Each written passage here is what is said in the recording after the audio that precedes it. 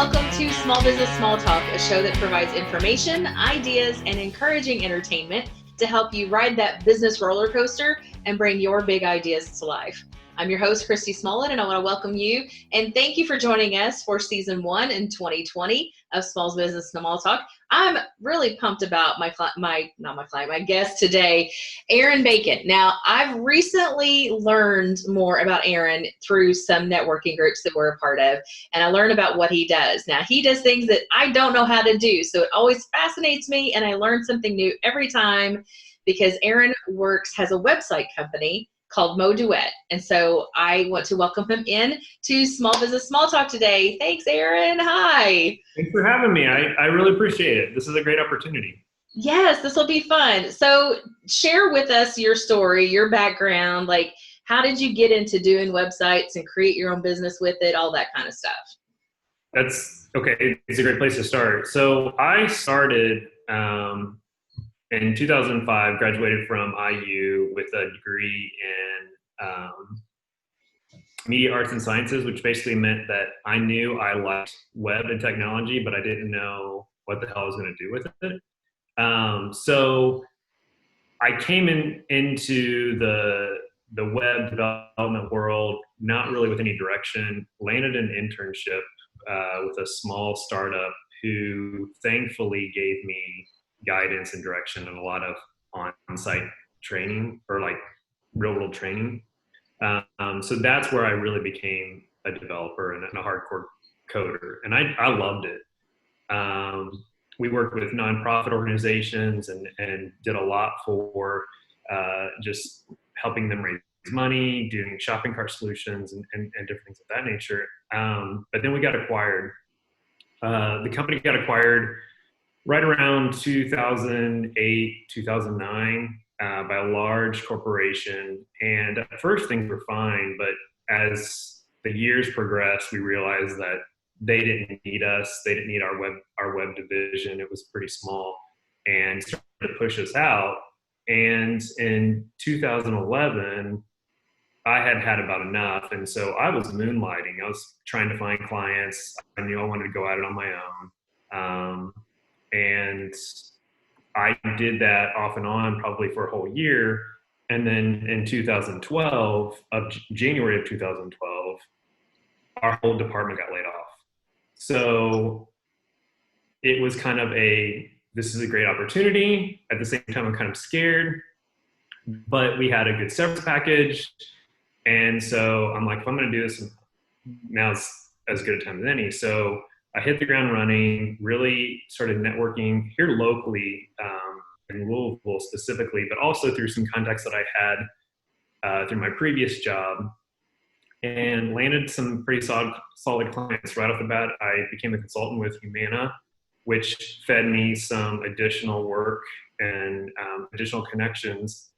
And that's what I did for 2012. I mean, it was pretty much, I was a freelancer, I was a contractor, but I knew I wanted to do this and I wanted to make a company out of it. And so I guess you could say in January was the unofficial launch, but in July of 2012, I officially launched Mo Duet.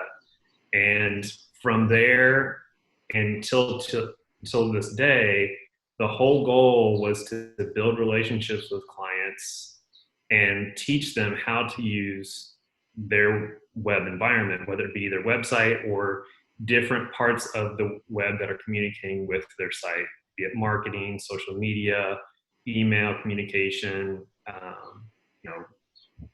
third-party tools. And I feel like we're still doing that today, but originally all we were doing was just one-off websites and then teaching clients how to use it. But today it's gone far beyond that, and we can truly say that we create relationships with our clients. We are nearly 95% referral based. We do some marketing for ourselves internally, but it's really just to support the word of mouth and communication that's already going. And I think as we continue to take this into the future, we'll ramp that up. But that's where we are today, and I think it'll continue to feed us on how we grow into the future.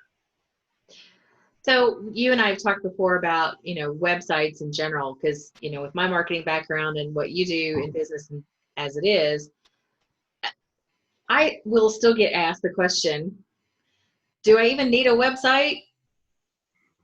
And so I'm like, I know the answer should be yes, but I kind of always start with it depends and then try to get more out of them. But Right. how do you answer that when somebody asks you, why do I need a website? Yeah, I mean, I guess along with that, I kind of cringe because I get that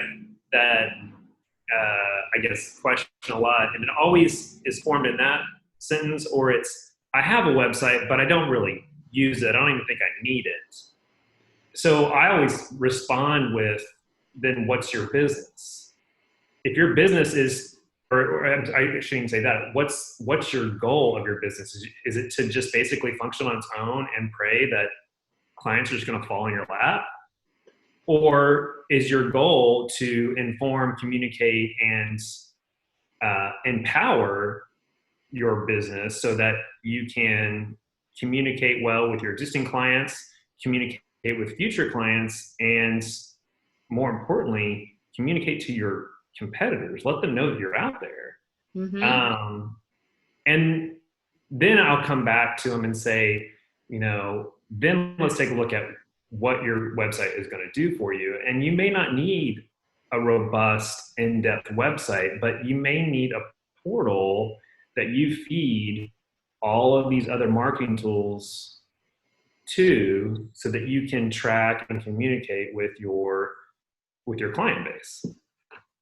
So well, I guess it would depend a little bit on the type of business, but I mean, most businesses I know utilize their website, or should be, as like the hub of all of that information and activity with that. Like, so what all can you do with well, how simple or how complicated should I make my website?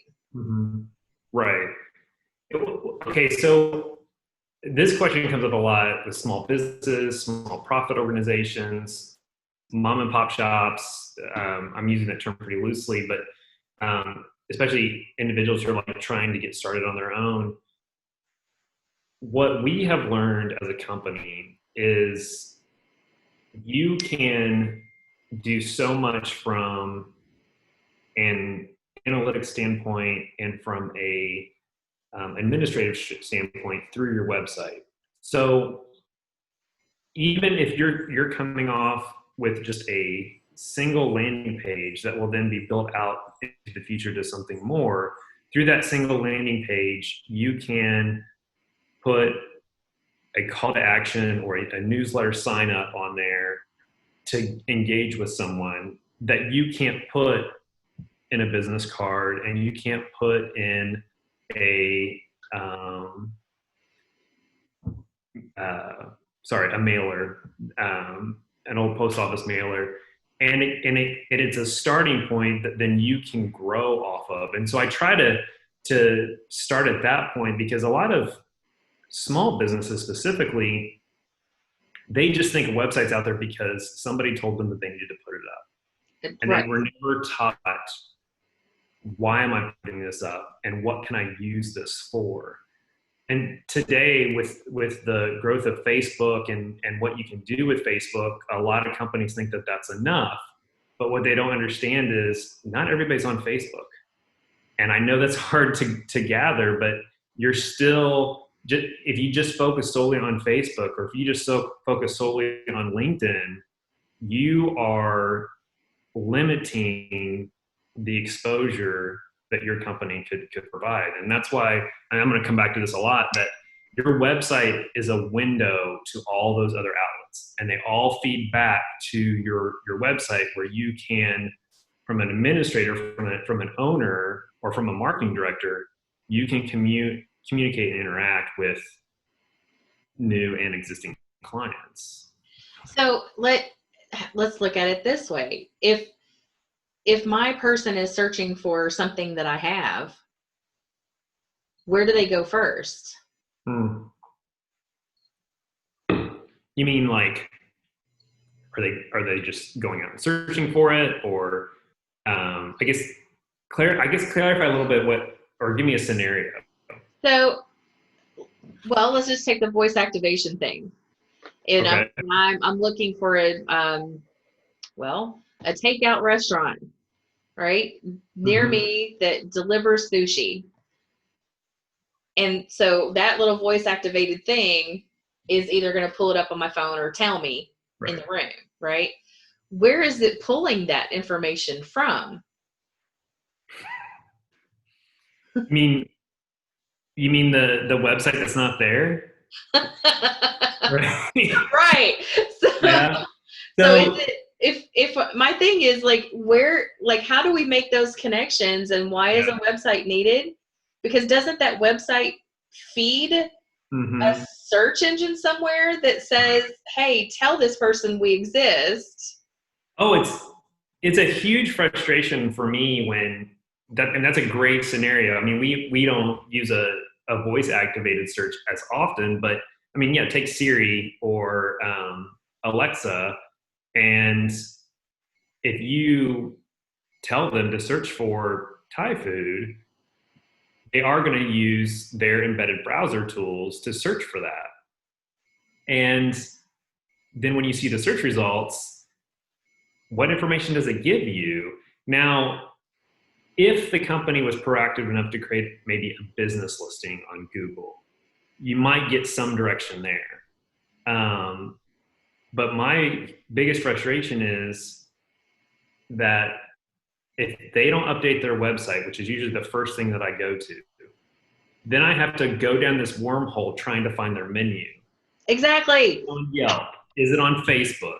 Is it, and this time that we're in right now, this whole pandemic, COVID-19, 2020 that we're in, uh, I am surprised at how many restaurants are not jumping on the game and losing out on opportunity. However, the ones that aren't sitting on the curb and they're getting their shit together, they're updating their business listings, they're updating their website, they're updating Facebook. No matter where you go, um, I'll have to point out Chow. They're in our neighborhood. They are a great local Italian restaurant, locally owned, good food, and everything points to their website. You go to Facebook, it points to their website. You do a search, it points to their website, and they update their menu on their website on a daily basis because they know they have no clue where people are coming from. If I pull up Yelp and I look for their menu, it goes to their website. So in theory, they have all these outlets, but they're only making one update and it's on their website. See, that's the beauty of having it planned out well enough to know Mm-hmm. how to be efficient. Because I'm like that. I don't want to have to go to 50 different listings to update everything all day. That requires me to hire somebody Mm-hmm. to do just that. But if thought through, having my website there, I can put all of the updates there on the website. It makes total sense to do that. Yeah, it does. And I share this story a lot. We just because of my background and the companies I used to work for, we still do a lot of work with nonprofit organizations. And we did a new build for a nonprofit organization, and then the conversation came up. Okay, where's your donations going through right now? Oh, we just use a form on Facebook. I was like, okay. Do you use anything else? No, that's it. We just use a form on Facebook. I was like, okay. So what if someone doesn't have a Facebook account? Then what do you do? Well, we think the majority of our users are Facebook users. How do you know that? Well, we just know. So they're just like backing themselves into a corner, and then we're able to show them some research and information. And a great constituent example is my wife's grandparents. One is constantly on Facebook. The other won't touch it because he thinks it's the devil. So they're both stingy in the fact that like he'll mail in his donation, she'll use Facebook or the website, to send in a donation. So like you've got to keep in mind that there's always different personalities and there's always different characteristics in a person and how they want to interact with you. Don't limit yourself. Right. So what do you see as the kind of the non-negotiables of what you need to do with a website? What do you need to have to make it just basic? You've got to have these things to do the website right. So what I tell people directly is come up with a solid domain name. It doesn't have to be an entire sentence. It doesn't have to be the exact same name of your organization. If you can be creative with the domain name and it's easy to listen, or it's easy to comprehend, it's easy to spell, those are the best to come by. Don't be too far-fetched with it because you're going to have to give this to individuals, and so you don't want to confuse them. Come up with a domain name, register it anywhere. Domain costs are pretty affordable for anybody. Yeah. You can go to almost any registrar and do it. Even though we talk down about a lot of global, national, huge registrars, we still think that they're solid in what they do. We may not like their customer service, or we may not like their website services that they provide. But if you need to register a domain real quick, go to GoDaddy, go to HostGator. You can come to us. We'll register it for the same cost, and you lock that in. Then find someone who you can trust to do your website. That may be you. That may be somebody else. And don't have the ego thinking I can just do it all by myself and I'm okay. It's really cost effective if you at least have a conversation with someone who can help you down the road. When someone goes to Wix or when someone uses Google's page builder, I'm even going to throw like Shopify in there. They may get off to a great start and they may have some really great expectations, but once their business becomes successful and they want to start doing something with that, they're locked. Yeah. And they either have to start all over and spend a lot of money, or they're locked into the tools, resources, and fees that those outlets provide. And I'm so glad, I'm going to interrupt you. I am so glad you brought up those kind of platforms like Wix, because I had that same experience, and it was just a very much an eye-opener working with a friend of mine on theirs, because this is a, hey, can you do my website for free situation? And I'm like, well, and Wix was fairly new at the time. I was like, well, let's look at that. They, advertise pretty. So let's see what they really are about. And getting into it, I was like, oh, I don't really own anything here. Like the ownership of it as well was a big concern. And that's also one of my concerns whenever it comes to my clients. I've heard horror stories about trying to regain ownership of a website. And I'm sure you've probably heard stories too, or you've had that experience of trying to help somebody save their website. Like, yes. So I didn't think that this was going to happen when I started my company, but we have learned some very good sleuthing and investigative procedures on trying to just track down who owns this domain, where is this domain pointing to, who is this website provider, and what the hell is this website built in? It's been interesting, and this is, I think, why we have kind of a this is one reason why we don't look like Google. Google will try their hardest not to let you leave.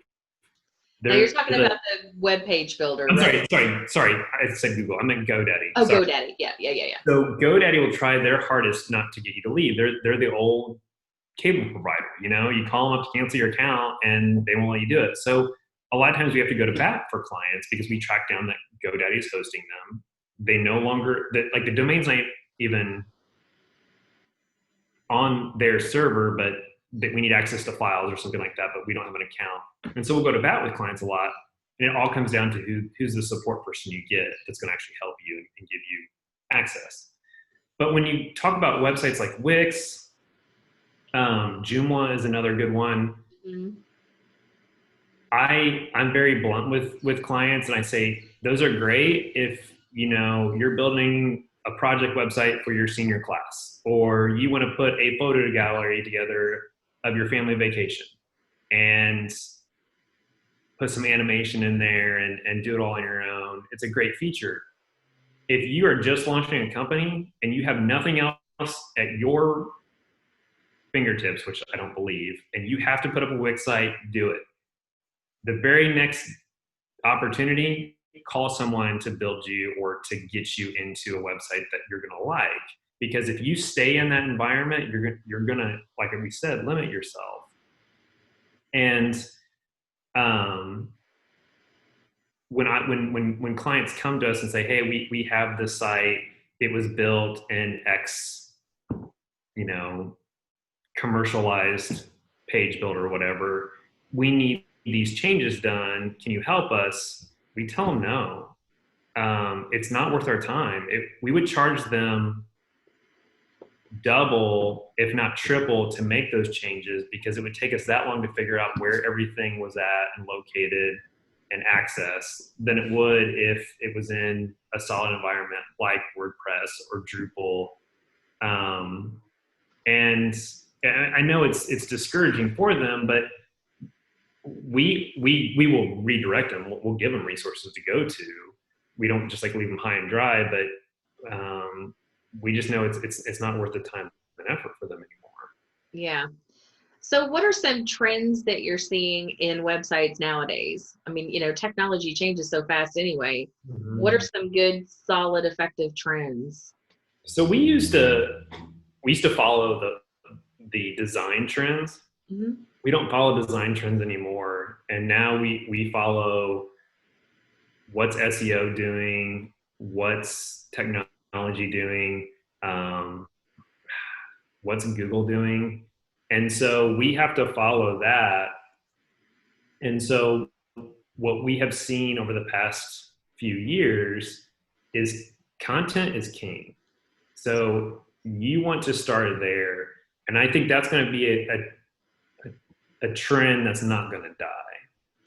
Always have solid content. Then from there, you want to focus on how is your content interpreted? Can you only view your content on a laptop or a desktop computer? Can you view it on a mobile device, a tablet, a phone? And what we've seen is recently, Google came out, recently I say it's been a year and a half. Google came out and said they're responsive first, they're mobile first. So they want to make sure that your content, your website can feed appropriately in a mobile environment first, then go to a desktop. They don't care if your number one users are on desktops, but their concern is those users that aren't on a desktop, because that's our future. Right. Was it 2000? I'm going to be terrible. I teach a web design class, and I should know this, but I think it was 2015 that mobile traffic surpassed desktop traffic. That sounds pretty close. Yeah. So from a statistics standpoint, and we still see it, websites that don't work on a phone. And I'm really surprised. When I run across one of those, I was like, oh, this is so 1995. Right. Yeah. Yeah, exactly. But those are the trends, and that's pretty simple. Make sure you have solid content. When I say solid content, is put some effort into it. Even if it's just carving out a day to write the content for your website, do it, because you want substantial content. Now, would you recommend somebody going in and updating that on a regular basis? Yeah. Front page verbiage or something to say, I'm still alive out here kind of thing? Yeah, we had a conversation with a client just yesterday about it. They're getting ready to go live with their site, and they thankfully asked, we're talking about their homepage and we're talking about different content on there. And they asked, well, how often should this be updated? And I just responded with, if you have to ask that question, update the content. So if your concern is how often, then it should be updated. Now, this is not talking about like blog posts or news articles, because I think those you should be on an actual schedule, regularly updating your blog, writing new content that may or may not be time sensitive. That should be happening on a regular basis. And what we tell clients is commit to one article a month, one new article a month. Start there. Your goal is one a week. And we have clients that are pushing out way more than that, and that's great. But if you can just write one article a month, start there. You'll have 12 articles by the end of the year. They'll all be unique. But in between that, you'll learn that there's a rhythm, and you'll start producing other content as well. As you do that, then we tell clients, use your website to feed content to each other. So as you produce content, update other pages on your site to feed off of that. One term is doing cornerstone articles or cornerstone content. So if you go live with a site and at the beginning of it, it's very basic. You got a home page, you get your about page, you get your wonderful contact page, and then there's that beautiful blog page that has one article.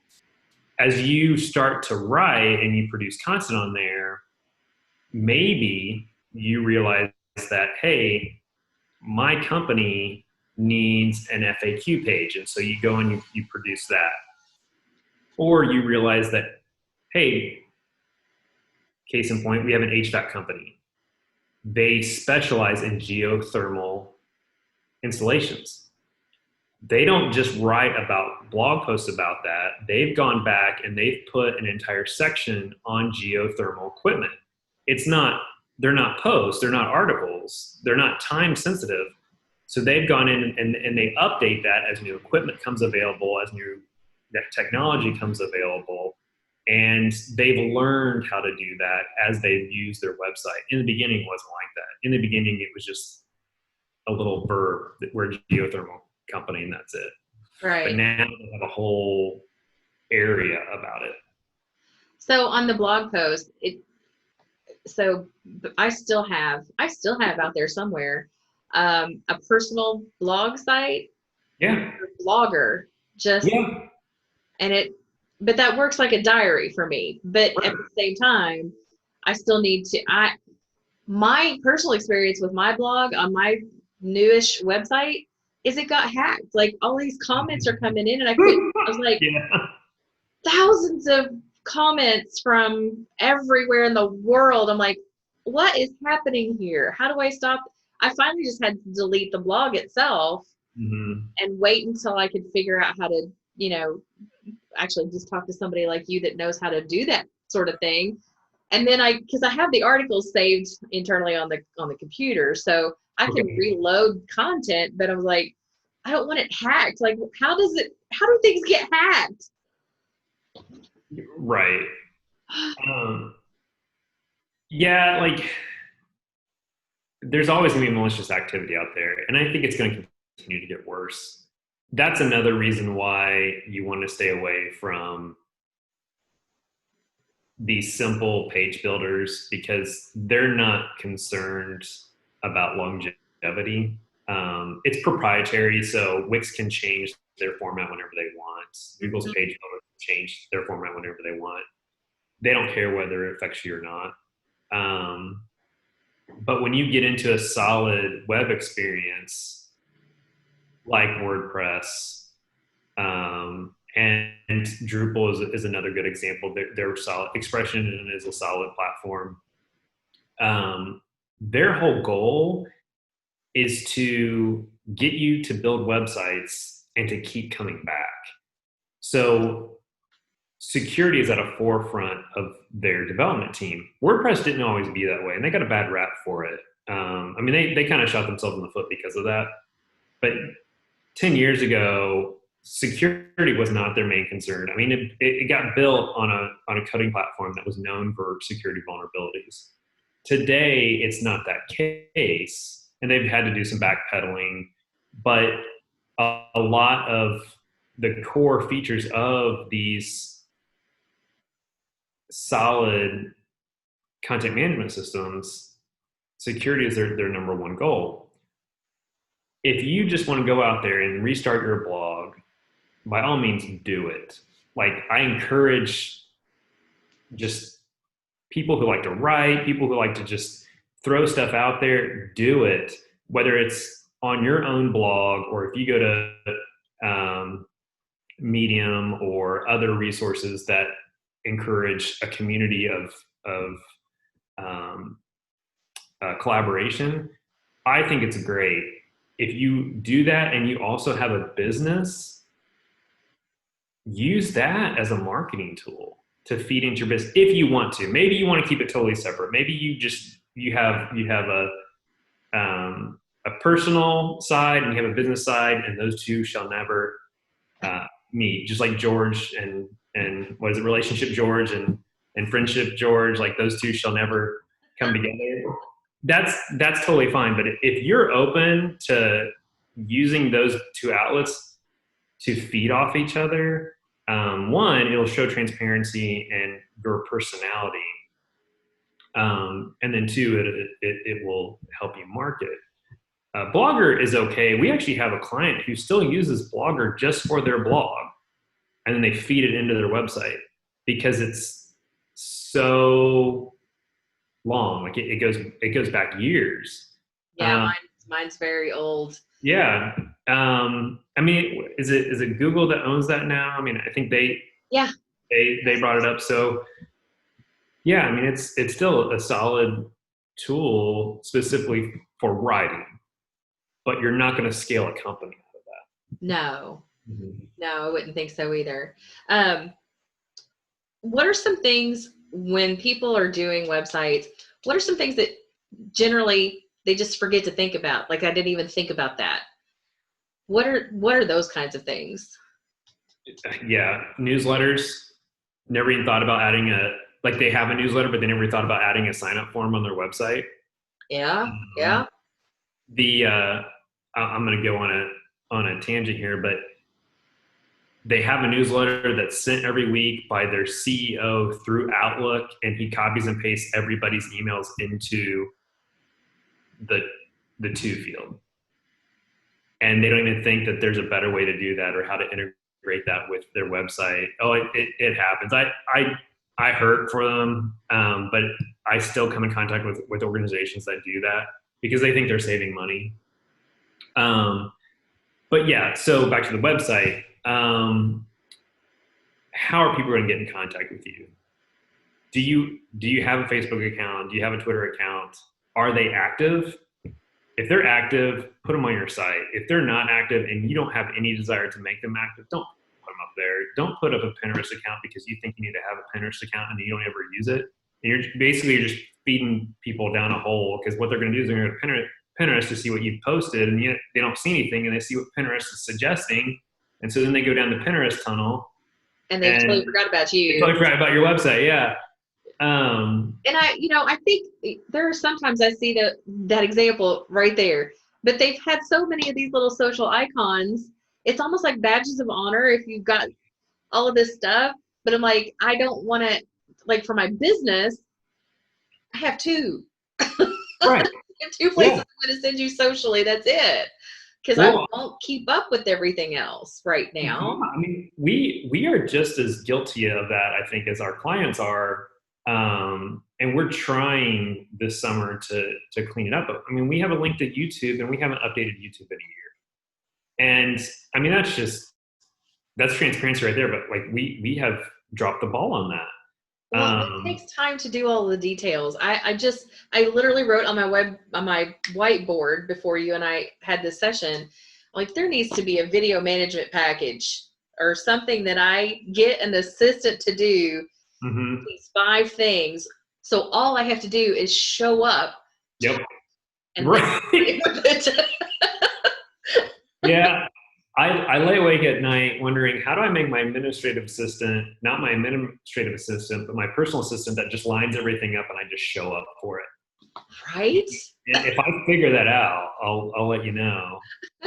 As much as we'd like to be in that whole, I don't know if you ever used to watch the cartoon, The Jetsons. Uh-huh. Yeah, I'd like to, have Rosie with me Oh all the yeah. time.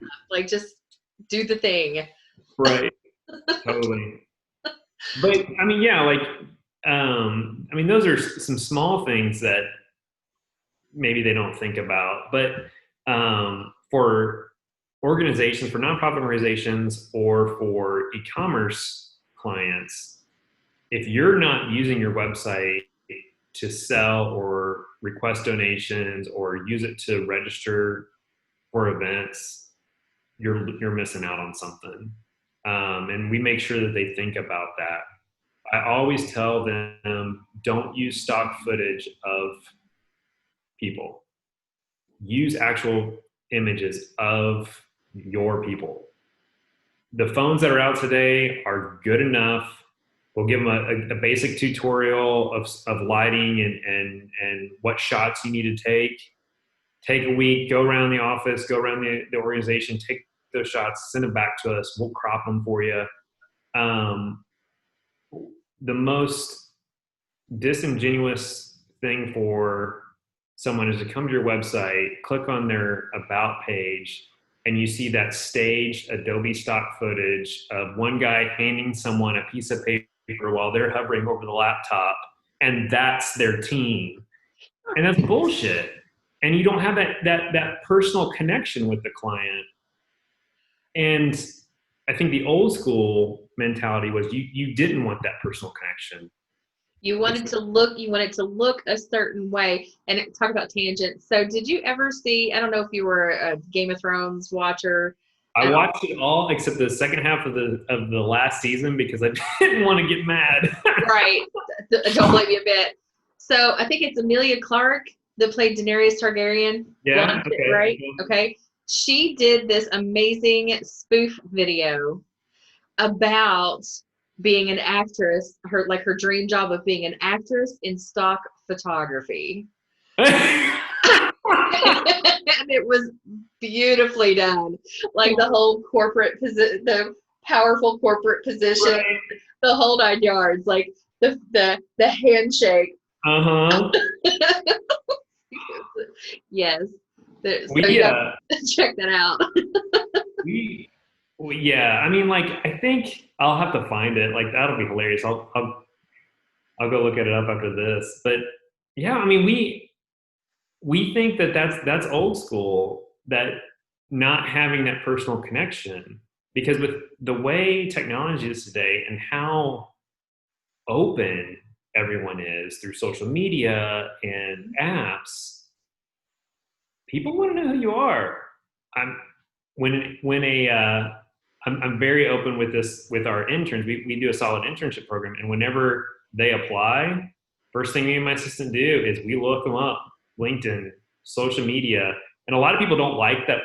Like, why would you do that? You know, that's their space. And it's like, well, if they don't want us to see it, then they can set it to, I mean, that's private.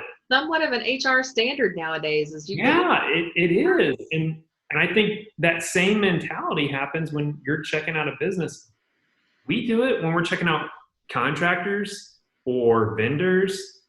If I don't know who you are and I can't place some trust there, you're gonna have to work a little bit harder to get me to come on board.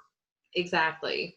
So yeah, we tell clients to make sure when you're writing content or when you're thinking about if a client comes back to us and says we don't need an about page, that's I don't get it. Like, you need a section that tells who you are.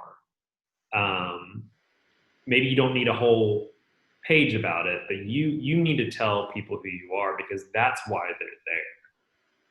Then you can redirect them to resources or guidance or connection. I think right now video is big, and I think it will continue to get bigger. And we encourage clients to think that way. You don't necessarily have to be shooting videos, but you might be able to find ways to incorporate videos that are out there into your site. We have one client who, at the time, they just don't have the resources or the powers to do like a vlog or video content, but they have resources out there that produce content in a video form that's similar to what they need, and they can feed that into their site. They're feeding stuff from YouTube, but it's powerful. It's on their site, and it gets people talking, and it gets people to interact with their site because they're watching these videos on their site about their market, not on YouTube or some other person's website. Right.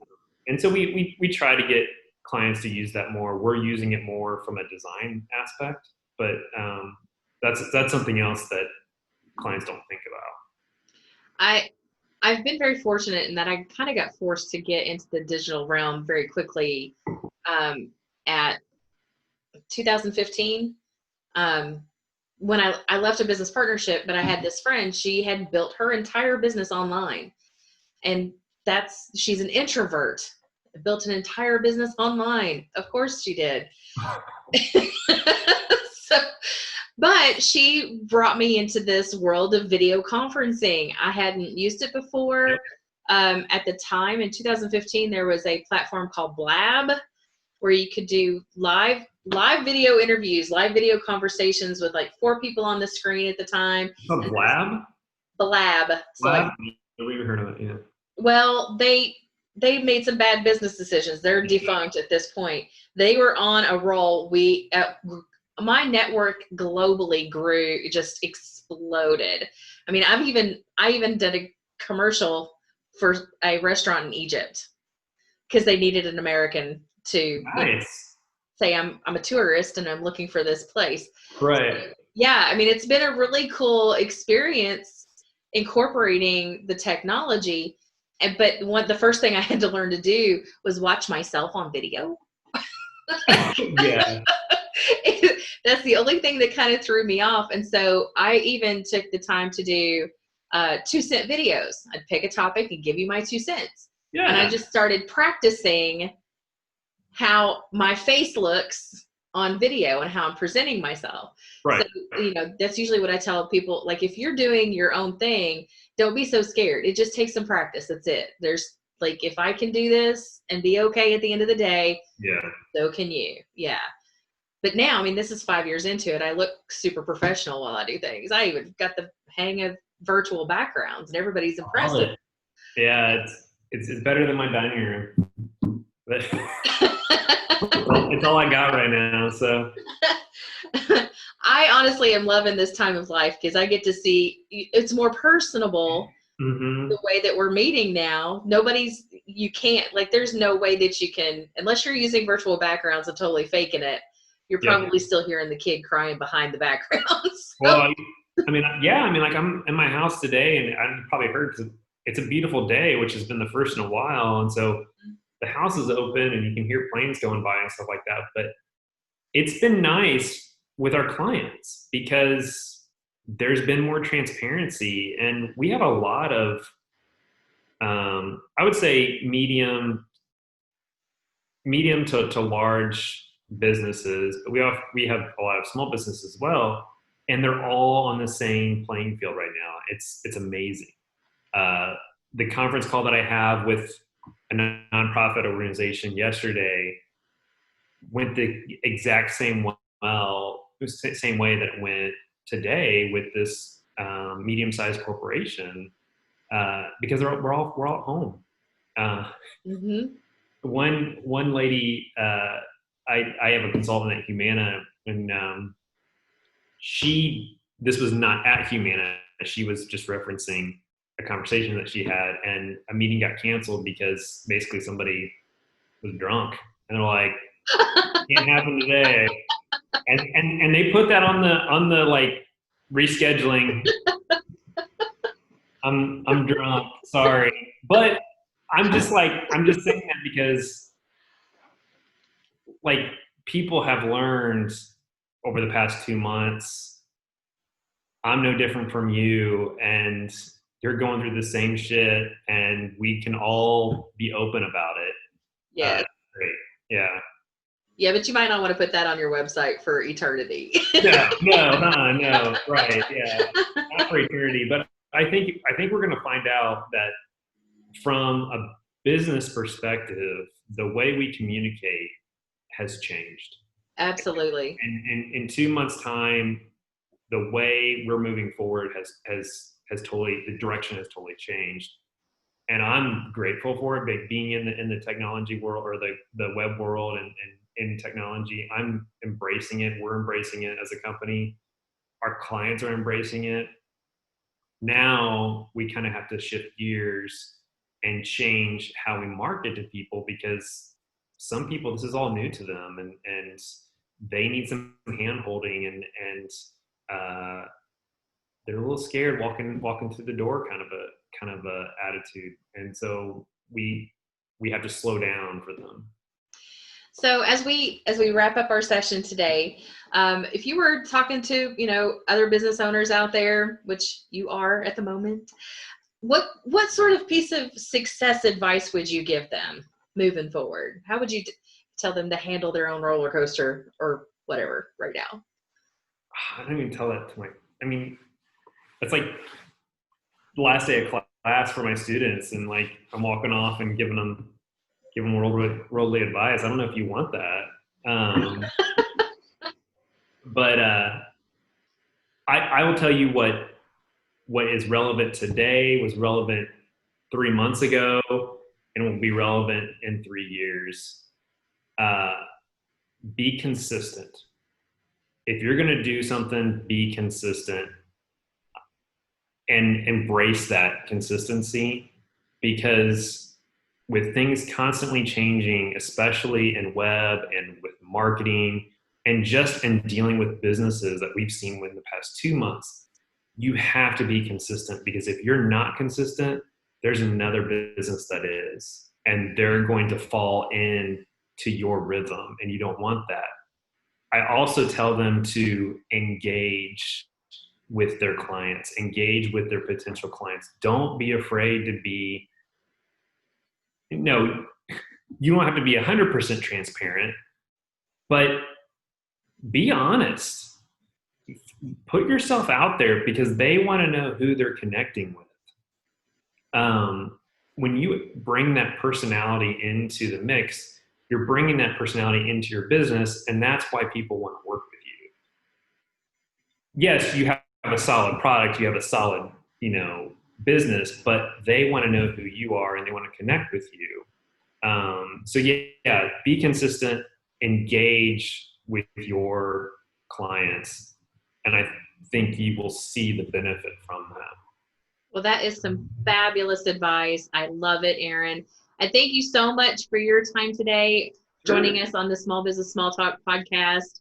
And for all of you out there, remember, you really can ask your voice activated device, whether that be Hey Google or Alexa or whatever, to say, play the recent episode of Small Business Small Talk. And what do you know? It'll pull it right up. So yes, I know. I tried it that one day and I was super impressed. So that's why I remind everybody. And if you have any questions for Aaron or anything, I'll include that information as well in the description associated with the podcast, wherever you find it. So with that, I thank you guys very much for joining us, and join us again on the next episode of Small Business Small Talk. Thanks, everybody.